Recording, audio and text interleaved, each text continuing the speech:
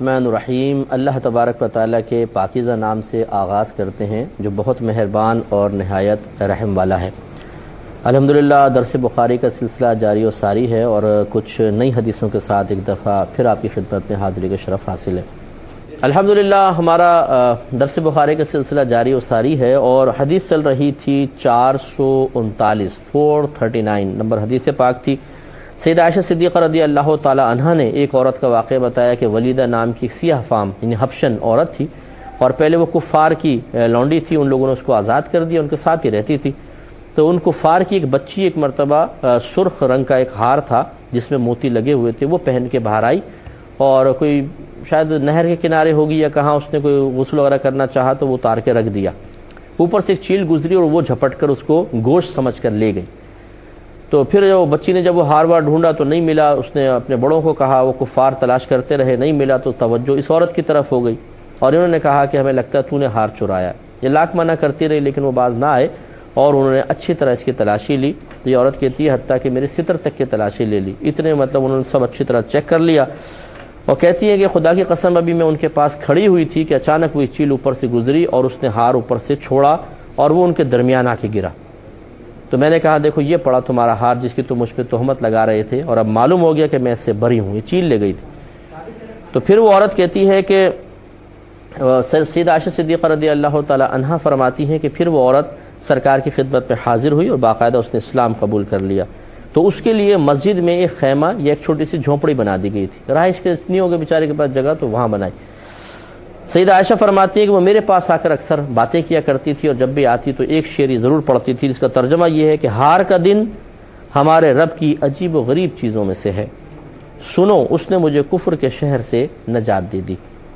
سیدہ عائشہ صدیقہ رضی اللہ تعالیٰ عنہ بیان کرتی ہیں کہ میں نے اس سے پوچھا کہ کیا وجہ ہے کہ جب بھی تم میرے پاس بیٹھتی ہو تو یہ شعر ضرور پڑھتی ہو، تب اس نے یہ مجھے پورا واقعہ بیان کیا تھا۔ بڑی پیاری حدیث پاک ہے اور اس پہ ہم تھوڑا سا کلام کرتے ہیں کہ پہلے بات تو یہ کہ لونڈی کا ایک تصور یاد رکھیں کہ مسلمان خصوصاً جو ہمارے مذہب نے ایک تعارف پیش کیا، ایک فوج جب دوسری فوج پہ یا دوسرے ملک پہ حملہ کرتی تو جو ان کے مرد عورت قبضے میں آتے تھے، مردوں کو غلام کہا جاتا تھا، عورتوں کو لونڈی کہا جاتا تھا۔ شروع میں مذہب اسلام نے بھی اس کو قائم رکھا کہ کفار پہ حملہ ہوتا تھا، جو ان کے مرد ہوتے تھے وہ غلام کہلاتے تھے اور جو عورتیں ہوتی تھیں لونڈی کہلاتی تھیں۔ اور اس کا شرعی حکم یہ تھا لونڈی کا کہ جس کو وہ مال غنیمت تقسیم ہوتے ہوئے ملتی تھی یا تو حاکم رکھ لیتا تھا، سپہ سالار رکھتا تھا، یا مجاہدین میں بھی تقسیم ہوتی تھی، جس کے قبضے میں جاتی تھی وہ اس کا آقا اور مالک کہلاتا تھا۔ اور یہ کنیز یا لونڈی یا عربی میں امہ کہتے ہیں، وہ اس کی لونڈی بن جاتی تھی۔ اور مذہب اسلام نے دیکھیں یہ رشتوں کے تعلقوں کا تعارف مذہب نے پیش کیا، شادی کیسے ہوگی، طلاق کیسے ہوگی اور خلع کیسے ہوگا، شرکت کیسے ہے، مداربت کیسے ہے، تجارت کیسے ہے، یہ جو باہمی معاملات ہیں ان کا تعارف شریعت نے پیش کیا ہے۔ اور شریعت جس طرح تعارف پیش کرے پھر ہمیں تو اس کو قبول کرنا ہی کرنا ہے۔ یہ تو نہیں کر سکتے کہ ہم یہ کہیں کہ یہ بات سمجھ میں نہیں آئی، یوں نہیں کرنا چاہیے تھا، اللہ تعالیٰ کو یوں کرنا چاہیے تھا، معاذ اللہ ثم معاذ اللہ، بالکل غلط ہے۔ تو اللہ تعالیٰ کا قانون لونڈی کے لیے پھر یہ بیان کیا گیا کہ آقا اپنی لونڈی سے نکاح نہیں کر سکتا تھا، بغیر نکاح کے وہ سمجھ لیں اس کے ساتھ رہ سکتی تھی، تعلق بھی قائم ہونا جائز تھا، بلکہ اگر اس عورت سے کوئی بچہ پیدا ہوتا تو اس کا نسب اس آقا سے ثابت ہوتا تھا، اور جیسے ہی بچہ پیدا ہوتا تو وہ لونڈی ام ولد کہلاتی تھی، ام ولد یعنی لڑکے کی ماں، یعنی آقا کی اولاد کی ماں بن گئی۔ اور اس کا قاعدہ ضابطہ پھر مذہب نے یہ رکھا کہ اگر آقا کا انتقال ہو جاتا تھا تو یہ ام ولد فوراً آزاد ہو جاتی تھی، بغیر اس کو آزاد کیے، وارثوں کے پاس نہیں جاتی تھی۔ تو یہ مسئلہ تھا۔ تو یہ سیدہ عائشہ صدیقہ رضی اللہ تعالی عنہا نے بتایا کہ وہ کفار کی ایک سیاہ فام باندھی تھی تو انہوں نے اس کو آزاد کر دیا، وہ ان کے ساتھ رہتی تھی۔ تو ایک دن ان کی ایک بچی نکلی اور اس کا ہار چیل اٹھا کر لے گئی گوشت سمجھ کے، تو کفار کو شک پڑ گیا۔ اور ایسا ہوتا ہے عموماً جو بیچارے غریب قسم کے لوگ ہوتے ہیں، جیسے بنگلوں میں کام کرنے والے نوکر ہوتے ہیں، چیٹر بھی ہوتے ہیں، اس کا انکار نہیں ہے کہ وہ بھی ہاتھ دکھا جاتے ہیں، تو لیکن بعض اوقات ایسا ہوتا ہے کہ شریف آدمی ہوتا ہے، اس نے ایسا کیا نہیں ہوتا، لیکن مالکان کو شبہ پڑ جاتا ہے، اور جب شبہ پڑ جاتا ہے تو ہمارے ہاں صورتحال یہ ہے کہ ہم مارتے ہیں، پیٹتے ہیں اور اگلوانے کی کوشش کرتے ہیں، چہرے پہ تھپڑ مارتے ہیں، پولیس کے حوالے کر دیتے ہیں اور 150 ہاتھ میں دیتے ہیں، بولتے ہیں ذرا اچھی طرح چھترول کر کے جس کی زبان سے نکلوائیں آپ۔ اور بعض اوقات تو ایسا بھی ہوتا ہے کہ جو بیچارے نے نہیں بھی کیا ہوتا وہ بھی بول دیتا ہے. یہ غلط طریقہ ہے. ہاں تفتیش ضرور ہونی چاہیے، اس کا کوئی انکار نہیں کر سکتا ہے. ہمارا مذہب بھی اس کی اجازت دیتا ہے کہ اگر کسی پہ شبہ ہو گیا ہے اس کو آپ بٹھا سکتے ہیں، کراس کویسچن کریں، اس سے اس طرح سوال کریں کہ وہ اگل دے یا اس کو ڈرائیں دھمکائیں، لیکن اس طرح بغیر جرم ثابت ہوئے بے دردی کے ساتھ مارنا پیٹنا یہ قطعاً غیر مناسب ہے. ہاں اگر ظاہری قرائن علامات اس کے بہت زیادہ خلاف جا رہے ہوں تو تھوڑا بہت زد و کوب پولیس کر سکتی ہے. یہ ہمارا مذہب فقہا نے لکھا ہے، اجازت دیتا ہے کہ تھوڑا بہت اس کو مارا پیٹا جائے، جیسے بال کھینچ دیا، اس کے بعد تھپڑ مار دیا کمر پہ، تو ڈر کے تاکہ وہ بتا دے. ویسے تو ہمارے ماشاءاللہ پولیس کا رو بھی بہت زبردست قسم کا ہوتا ہے، وہ زبان سے ہی ایسے الفاظ ادا کر دیتے ہیں کہ بیچارہ ویسی شرم سے پانی پانی ہو جائے اور اس کی ہمت ہی ٹوٹ جائے. لیکن جو عادی مجرم ہوتے ہیں بہرحال ان کو تھوڑا بہت مار پیٹ بھی کر دی جائے تو اس میں کوئی حرج نہیں ہے، بشرطے کہ ان کے مجرم ہونے کی علامات اور قرائن واضح ہوں. تب یہ نہیں کہ بیچارہ ایک شریف آدمی ہے، 10 سال سے ہمارے پاس کام کر رہا ہے، ایک چیز کبھی غائب نہیں ہوئی، اور اب اگر غائب ہو گئی ہے تو مالکن صاحبہ نے الزام لگا دیا کہ جی میری انگوٹھی سونے کی گئی ہے، تو نہیں چرائی ہوگی، تو مارو اس کو. اب وہ 10 سال کے بیچارے کام کرنے والے کو مار رہے ہیں، پیٹ رہے ہیں بے دردی کے ساتھ. یہ سخت حرام ہے، یہ تو صحیح نہیں ہے. تو اس لیے ذرا توجہ کرنی چاہیے کہ جرم کا ثبوت اس طریقے سے نہیں حاصل کیا جاتا کہ آپ کسی شریف آدمی کو بغیر کسی ظاہری قرینے اور علامت کے پکڑ لیں اور مار پیٹ کے اسے اگلوانے کی کوشش کریں. یہ غلط ہے. تو اس باندی نے کہا کہ وہ کہتی ہے کہ انہوں نے مجھے پکڑ لیا اور اچھی طرح میری تلاشی لی، پھر وہ میں کھڑی ہوئی تھی کہ اچانک چیل آئی اور اس نے ان کے درمیان اس ہار کو گرایا. اب دیکھیں کیا ڈرامائی ایک سین ہے، مطلب یہ تو اللہ تعالیٰ کی قدرت کا عظیم نمونہ ہے، لیکن کیا مطلب اللہ تعالیٰ کی تدبیر ہے کہ ابھی کھڑے ہوئے ہیں سب، اس کو کوئی برا بھلا کہہ رہا ہوگا، چور ہے تو، یہ کیا تو نے، وہ کیا ہے، بتا کہاں ہے، کوئی گھسیٹ رہا ہوگا، کچھ کر رہا ہوگا، اچانک ہار بیچ میں آ کے گرا. تو ان لوگوں کی حالتیں کیا ہوئی ہوں گی جنہوں نے اس طرح کیا، اور کتنے شرمندہ ہوئے ہوں گے. تو اس لیے ہمارے نبی کریم صلی اللہ علیہ وسلم کی حدیث ویسے تو تھوڑے سے ہٹ کر ہے لیکن بڑی پیاری ہے. آپ فرماتے ہیں کسی کو بہت زیادہ دوست نہ بناؤ، ہو سکتا ہے کل وہ تمہارا دشمن ہو جائے، اور کسی کو بہت زیادہ دشمن نہ بناؤ، ہو سکتا ہے کل تمہارا دوست بن جائے. تو یوں ہی اگر آپ کو کسی پہ شک پڑا بھی ہے، اس کو اتنا ذلیل نہ کر دیں، اسے اتنا مار پیٹ نہ کر دیں، اسے اپنے سے اتنا اجنبی نہ بنا دیں کہ اگر الزام اس پہ ثابت نہیں ہوتا، چور کو اور پکڑا جائے تو آپ اس سے نظر ملانے کے قابل نہ ہو، پھر آپ کو ہاتھ جوڑ کے معافی مانگنی پڑے. تو یہ غلط طریقہ ہوتا ہے، اس لیے تھوڑا سا سمجھنا چاہیے.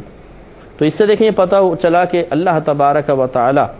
پوری مخلوق پر، وہ مخلوق اس کی ہے، جس کو جیسا چاہے حکم ارشاد فرمائے، اور اس کی مخلوق اس کے حکم سے ہٹ نہیں سکتی ہے. یہ انسان اور جنات ہی ہیں جنہیں اللہ تبارک و تعالی نے نیکی بدی ہدایت گمراہی کفر اسلام کے سلسلے میں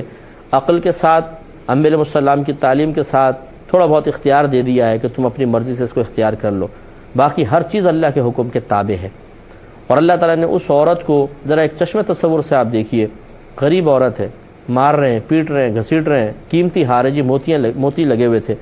شبہ ہوگا کہ تم نے اپنے جسم میں چھپایا ہے یا کہیں اور دبا کر آ گئی ہے، بتا کہاں ہے.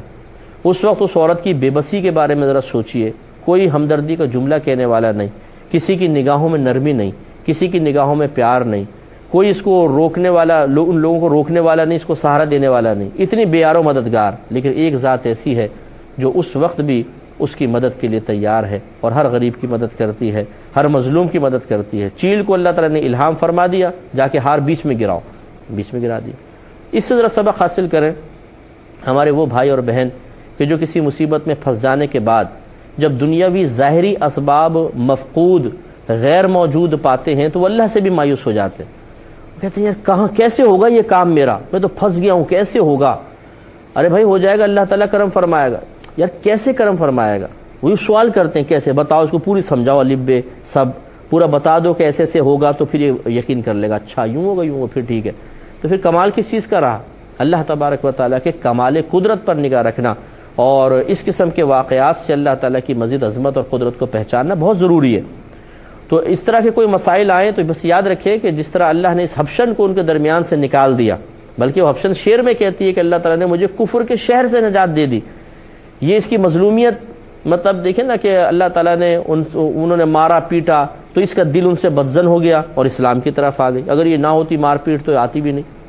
تو یہ ذرا یہ بھی توجہ رکھیں کہ بسا اوقات اللہ تبارک و تعالیٰ کی طرف سے آنے والی مصیبت حقیقتاً مصیبت نہیں ہوتی ہے بلکہ رحمت کا پیغام لاتی ہے۔ اللہ تعالیٰ اس مصیبت سے میں مبتلا کر کے پھر اس سے خود ہی نجات دے کر انسان کو کسی اور ایسی طرف لے آتا ہے کہ جہاں اس مصیبت میں مبتلا ہوئے بغیر وہ نہیں پہنچ سکتا تھا۔ جیسے شاید یہ عورت، ویسے تو اس کی قسمت میں تھا اسلام، اس کا ہم انکار نہیں کر رہے، میں ایک مثال دے رہا ہوں کہ اگر یہ کفار اس کے ساتھ اچھا سلوک کرتے رہتے، اسے کھانا پینا دیتے، اس کے آرام و آسائش کا خیال رکھتے، تو کیا یہ اسلام کی طرف مائل ہونے کو سوچتی؟ یہ تو کام سے لونڈی تھی، ان کی خدمت کرتی رہتی، آزاد بھی کر دیا گیا تھا تو ان کے ساتھ ہی رہ رہی تھی، انہی کے شہر میں رہتی رہتی، آتی نہیں۔ لیکن جب انہوں نے مارا پیٹا تو یہ اگر اس وقت منظر دیکھا جائے تو کیا کوئی یہ نہیں کہہ سکتا کہ اللہ تعالیٰ کو تو اس کی بے گناہی پتہ تھی، تو اللہ تعالیٰ نے ان سب کو روک کیوں نہیں دیا؟ کیوں اس بے گناہ کی مار لگوائی؟ کیوں اس بے گناہ کے اوپر ان کو مسلط کر دیا؟ تو اس کا جواب پھر یہی ہوگا کہ آپ کی عقل، آپ کی سوچ، آپ کی فکر بہت چھوٹی سی ہے، محدود ہے۔ اللہ تبارک و تعالیٰ نے اس عورت کے لیے ایک بہت بڑے انعام کا فیصلہ فرمایا۔ یہ مار پیٹ اسی کی تمہید تھی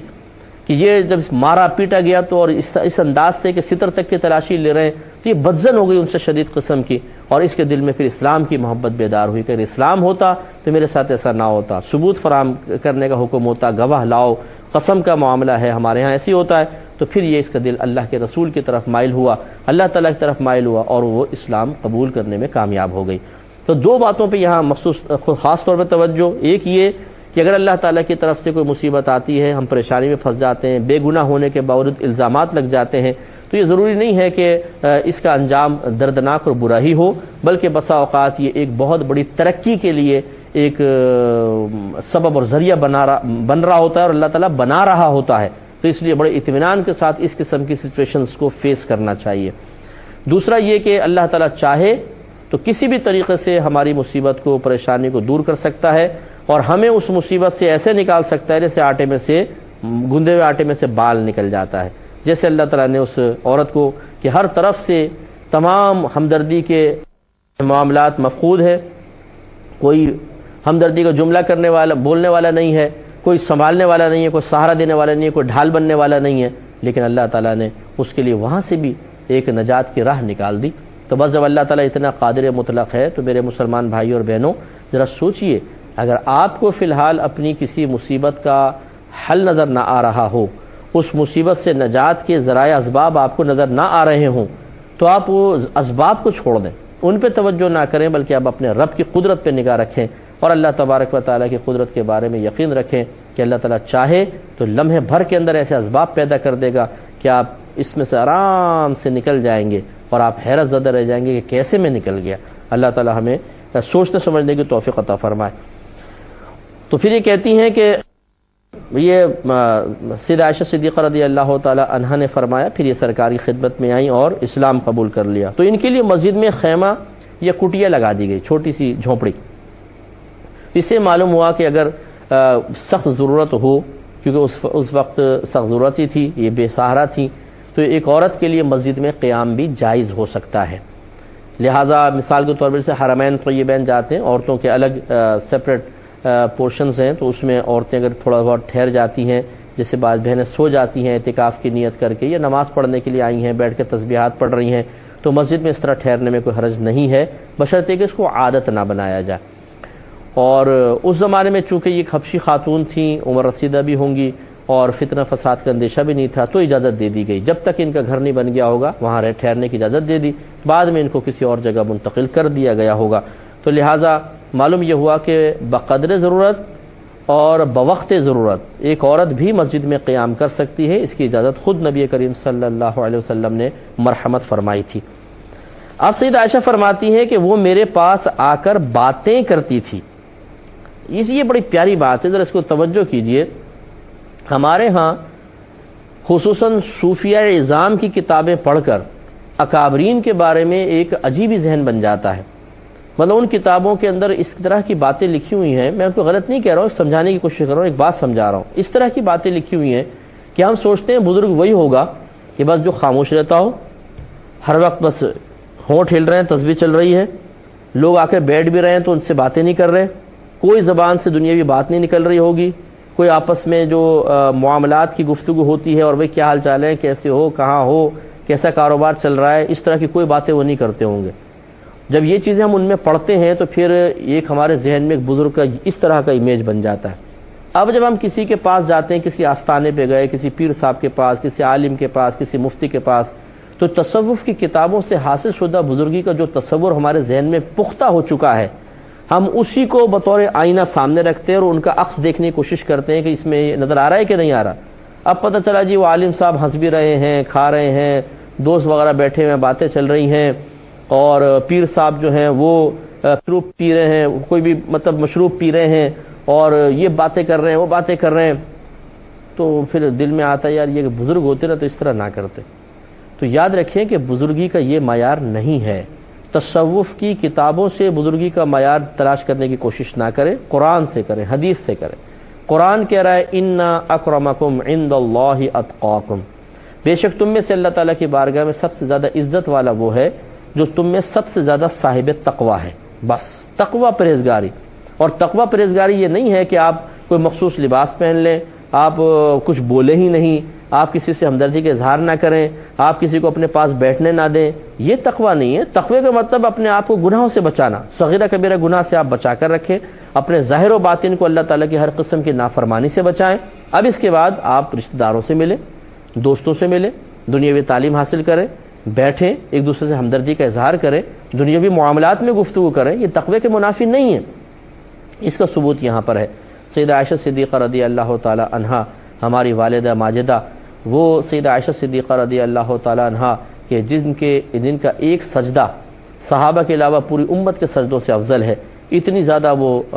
صحابی تو صحابی ہوتے ہیں، یہ صحابیہ تشریف فرما ہو رہی ہیں، وہ عورت آ رہی ہیں اور بیٹھ کے باتیں کر رہی ہیں۔ اب لازم بات ہے کہ فضول کوئی ایسی الٹی سیدھی بات تو ہم تصور بھی نہیں کر سکتے، لیکن بہرحال ہو سکتا ہے وہ اپنے واقعات بتاتی ہو کہ میں ایسی تھی، ہم نے اس طرح کیا، میں ادھر اس طرح آ گئی، یہ ہو گیا وہ ہو گیا، تو اس طرح گفتگو کرنا معلوم ہوا کہ عورتوں کا مل کر بیٹھنا اور صحیح اور جائز اور پاکیزہ گفتگو کرنا، اور کسی کے احوال معلوم کرنا، کسی کے سے اظہار ہمدردی کرنا، یہ کوئی بزرگی کے منافی نہیں ہے۔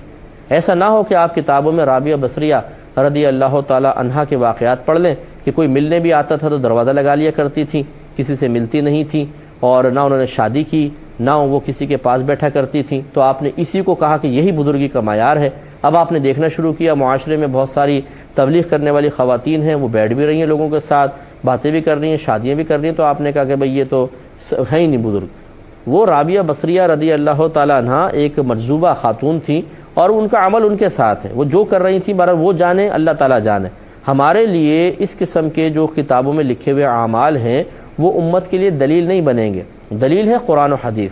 دلیل ہے میری والدہ کا عمل۔ سیدہ عائشہ صدیقہ رضی اللہ تعالیٰ عنہ فرما رہی ہیں کہ جب میرے پاس آ کر بیٹھتی تھی تو ہم باتیں کرتے تھے، اور یہ شعر وہ پڑھا کرتی تھی، تو سر فرماتی ہے میں نے پوچھا کہ کیا وجہ ہے کہ جب تم میرے ساتھ بیٹھتی ہو تو یہ شعر ضرور پڑھتی ہو؟ اس نے پھر واقعہ بھی بتایا۔ اس کا مطلب ہے کہ یہ جستجو، یہ کیوں ایسا ہوا، کیوں پڑھتی ہیں، یہ کوئی بری چیز نہیں ہے، یہ کر سکتے ہیں، اور دائرہ دم میں رہ کر، دائرہ شریعت میں رہ کر سکتے ہیں۔ اللہ تعالیٰ ہم سب کو سمجھنے کی توفیق عطا فرمائے۔ الحمدللہ یہ نیکسٹ پروگرام میں بھی ہمارے درس بخاری کا سلسلہ جاری و ساری رہے گا۔ اللہ تعالیٰ سے دعا ہے کہ رب کریم ہمیں آج جو کچھ ہم نے سنا اس پر عمل پیرا ہونے کی توفیق عطا فرمائے، اور دوسروں کو بھی اس پروگرام کے دیکھنے کی ترغیب دینے کی توفیق عطا فرمائے۔ آمین۔ وآخر دعوانا ان الحمدللہ رب العالمین۔